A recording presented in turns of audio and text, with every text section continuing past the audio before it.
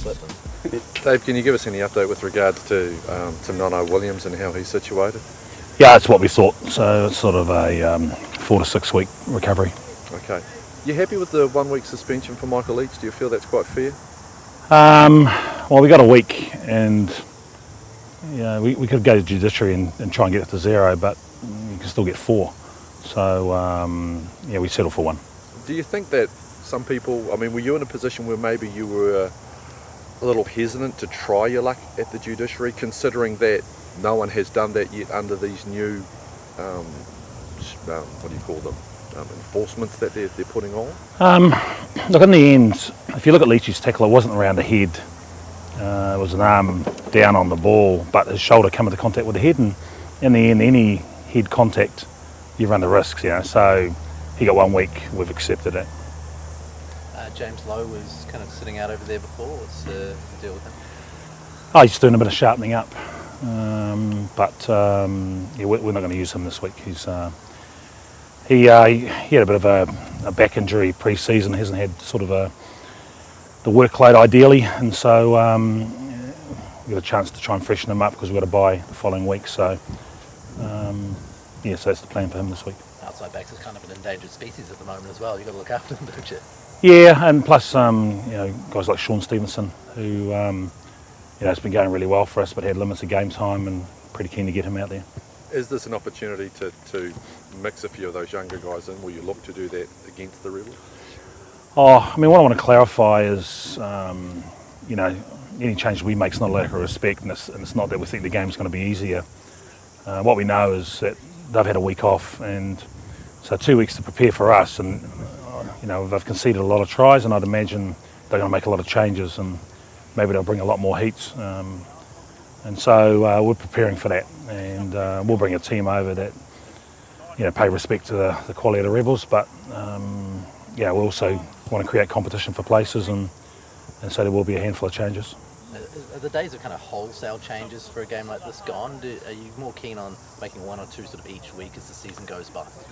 Yeah, it really depends. Obviously, when you have a few injuries, guys get an opportunity, and then when they come back, you got a bit more depth. So, like I say, there'll be a handful of changes, but it won't be wholesale.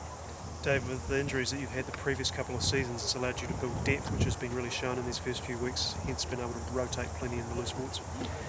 Yeah, it's also having confidence in the depth of your squad, and I think we've seen, obviously we had 3 different 7s start over the last 3 weeks, and they've all gone really well, and I thought Mitch Brown was really strong on the weekend, and so obviously with Leachy being suspended, we're fortunate we've got a bit of depth in that position.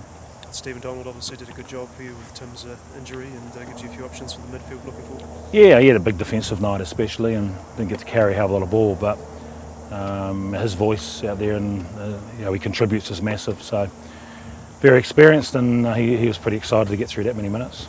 Dave, what about the last 20 minutes of these games? It's quite rough towards the end there. How are you planning on fixing that? Good point, Mike. It hasn't.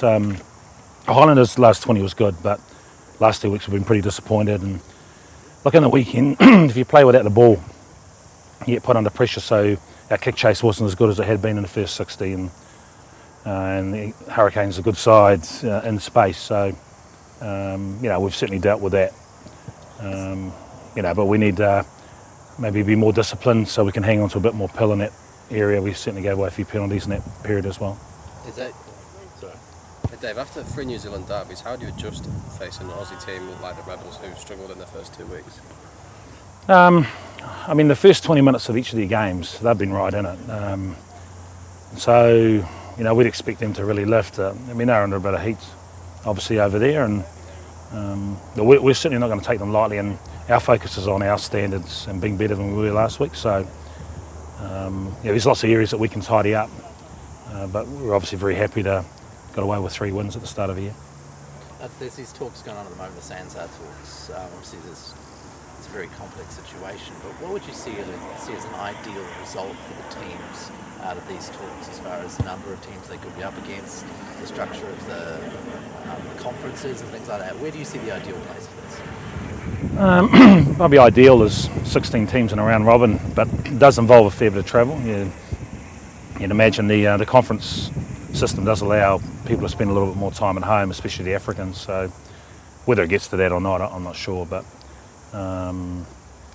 playing everyone once would be ideal from a New Zealand point of view. But then you miss out on the games like we had in the weekend, where a couple of years ago we had 8 of those a year, and now we got 6, and a round robin would take it down to 4. I think the public wouldn't be so excited about that.